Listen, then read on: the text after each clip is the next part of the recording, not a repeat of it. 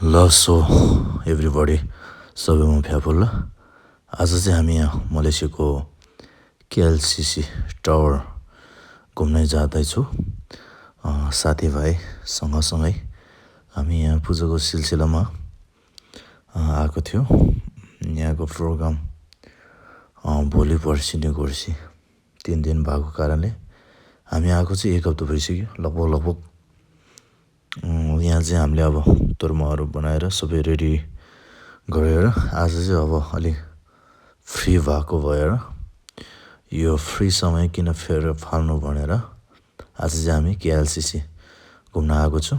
केएलसीको दृश्य अब हाइट चाहिँ धेरै रहेछ। यो अब प्राकृतिक बनावट त होइन, यो अब इन्जिनियरले नै बनाएको हो।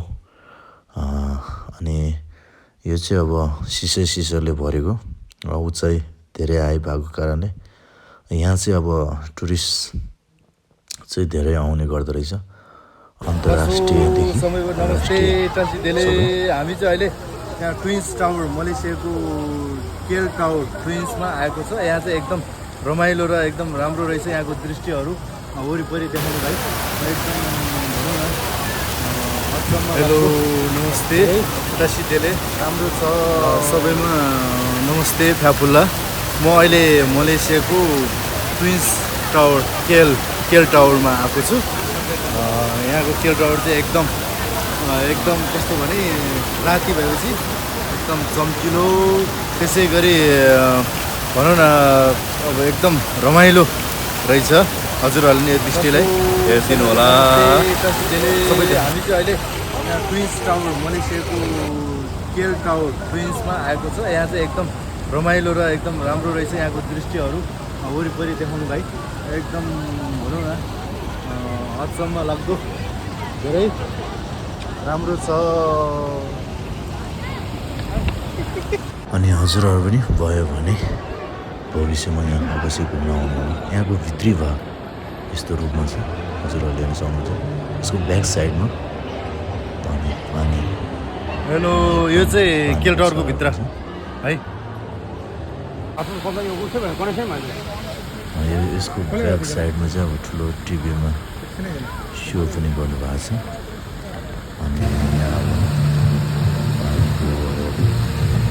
रङ्गी फिरङ्गीको कलरमा चाहिँ बत्ती लागेको छ। यसमा चाहिँ अब दिउँसोभन्दा बेलुका चाहिँ धेरै रमाइलो हुने गर्दो रहेछ। यहाँको अब राम्रो छ, तर गर्मी चाहिँ ओभर नै छ। गर्मी चाहिँ अब हजुरहरूले डबल ल।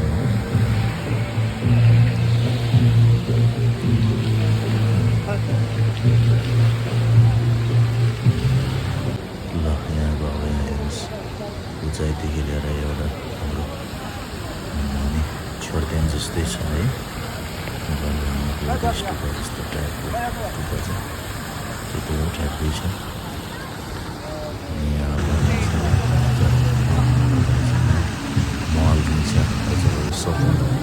सपिङ पनि गर्न सक्नुहुन्छ। यहाँ मल